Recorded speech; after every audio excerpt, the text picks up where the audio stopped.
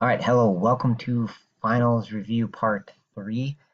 And much like many of our other activities in these digital lessons, I want to ask that you have out pencil and paper and try a lot of the questions before unpausing to see my solution. So the first one is up here, and we want to determine if we're looking for an int, like say we're looking for an int of like 7 in an array of like 4, 9, 7, 8, right? So I want to search that array and return the position of that target in the array. Okay, actually, no, not the position. I just want to turn, is it in there or not? So in this case, it would return true because 7 is in there. So what is wrong with doing the code this way?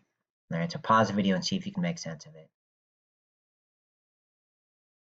Okay, so the answer is actually this example right here would actually return false instead of true, even though 7 is in the array. So the problem is that we are searching through each spot, starting at 0, less than the length, plus plus I, that's great. And we're checking if the ith value is equal to our target. So we're going to make an I that loops through these indexes. I guess I should label them here. But it's going to loop through all those indexes and check the value at that index. If it's equal to the target, return true. That's good. The problem is the else, right? The way it's written now, it'll check just the first spot, and if it's equal to the target, that's great. If it's not, it's going to return false, which means it won't keep searching.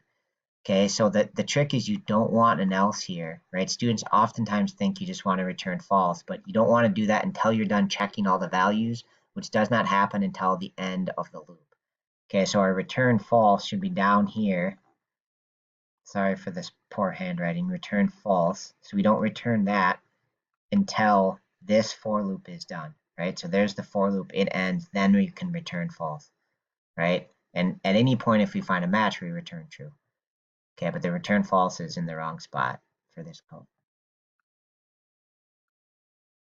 Okay, so here's your first question. I try to make it as big as I can, so this cut off a little bit, but basically this is our find max code where we pass in an array of ints and we want to find the maximum value.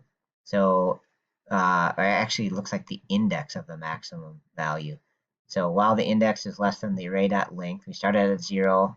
While it's less than the length, that makes sense, right? And then we just plus plus to the index. And if we check if that spot is greater than or equal to max, it becomes a new max, return max. Okay, so what can max initially start off as? There's kind of two things. We talked about hopefully both of them in class. In fact, I know we did. Okay, so you can the way I like to start it off is starting off at array position 0. So just kind of assuming that array position 0 represents the max and then overwriting it if any of the other ones are higher than it. The other way you can do it is you can start it off at integer dot min value. So just start it off at like the smallest possible integer.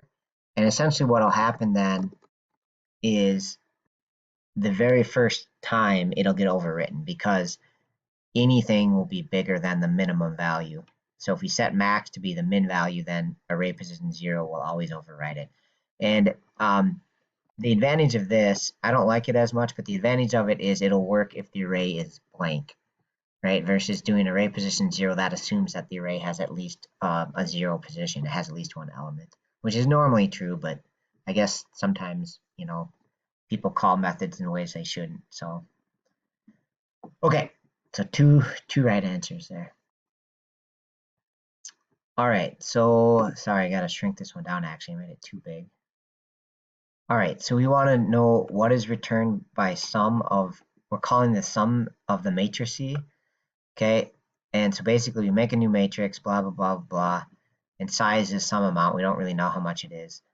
Well, actually now we do know. Size would be 3 and 3, right? Because we have 3 rows and 3 columns labeled 0, 1, 2. And so we want to know what sum is, and it'd be tempting to think you're just summing all these elements, but we got to be a little bit more careful than that, right? We got to look at how the loops are set up, right? So we do have a total variable that starts at 0, and we add a matrix row and column position and then return the total. But look at the loops closely. So pause the video and give this a shot. What is returned? What is the sum returned here? Okay, so what I like to do is I just like to do R, this outer loop, and it starts at 0 and goes less than the length. Remember, this is the number of rows when you do matrix.length. So that's going to be 3. So we're going to go 0, 1, 2 because we're going to stay less than that. And then it looks like the inner loop runs a different amount each time. C always starts at 0, but then we go less than what the row is. So I want to do C here, and C starts at 0. We have to be less than 0 for the first R value, and that's not going to run at all. So nothing actually runs here, right? Because C starts at 0, but 0 is not less than 0, so it doesn't even run. So then when R is 1, we go C0, all right? And that is less than 1. So it'll run once, and then once it's 1, 1 is not less than 1, so it won't run a second time. Okay, and then now R will become 2, and then C will start at 0 again, which is less than 2, and to become 1, which is also less than 2, and then when it hits 2, it won't run. So it's only going to run for these spots. So it's going to be summing essentially position row 1, column 0, that's this one right here, and then we have 2 for row 2. We've got row 2, column 0, and row 2, column 1. Okay, so I'm just going to highlight the values that are going to be added then. So row 1, column 0 is here. Row 2, column 0 is here. And 2, 1 is right there. So if I add all those together, that would be 11, I think would be my sum on this one. Okay, so it's kind of tricky, but you got to dive into it a little bit and make some sense of it. Okay, I'm not sure if we got to array lists or not, but if we did, here's a sample question, and I won't put it on the test if we didn't get the array list or not, but we want to transfer from this array of strings to an array list. Okay, and remember when you make an array list like this, it automatically is blank, so we just got to get these one at a time and add them. So pause the video and see if you can come up with the code here.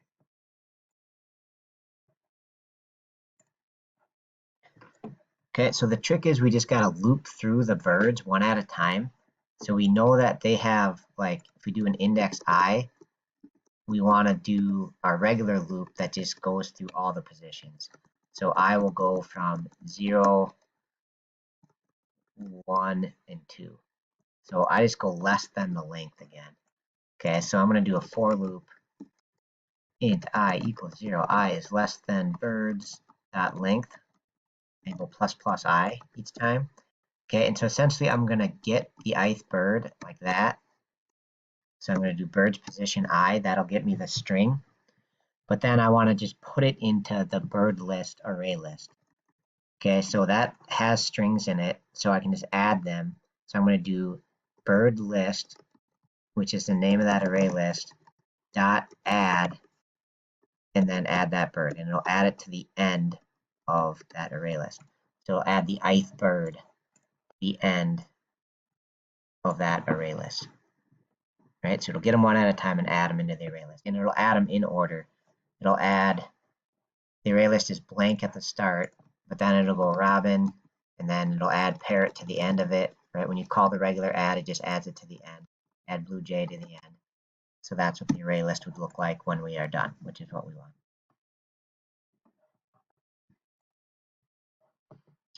Okay, so we have an array of ints, and we want to know what we call mystery on that array. So pause the video, give it a shot. Okay, so x looks like this. It's a sum. It starts at 0. We add the kth position to x, and then we return it. So we're going to return the sum, but we're not doing all the positions again. We're going to do k starting at 0. So I'm going to always write it out. So k starts at 0, and we're summing the kth position. And then it goes up by 3, less than the length. Okay, so I'm going to label these. Okay, and then the length would be then 7. So k is going to go up by 3 but stay less than 7. So it goes 0, 3, 6, and then 9 is too much. Right, that's not less than 7. So we're basically going to sum positions 0, the value of position 0, position 3, and position or index 6. So it will return 3 plus 0 plus 2. So it should return 5 in this case, if I'm interpreting that correctly. Okay, so we talked about both binary search and linear search. So this question is related to that. So read through it and try this question before unpausing it.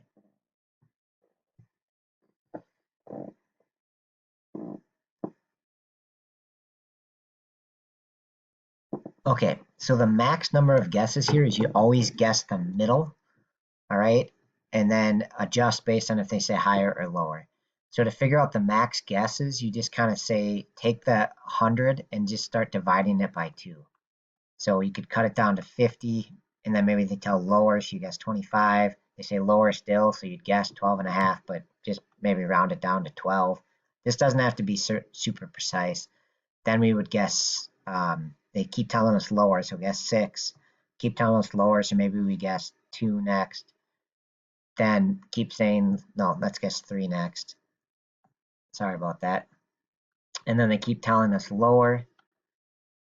Right, again, this is like the worst case, max number of guesses. And then I would guess 1, and maybe they tell me it's wrong, so I got to guess 2 on the last time or something. So this would be 1, 2, 3, 4, 5, 6, 7, or 8. I guess we never guessed 100. So it'd be just 7 total guesses. And that's all you got to do is get in the ballpark. So essentially you just divide it by 2. So if this was like 5,000 numbers, you just keep dividing it by 2 until you get down to 1 or 0, and that'll get you close enough.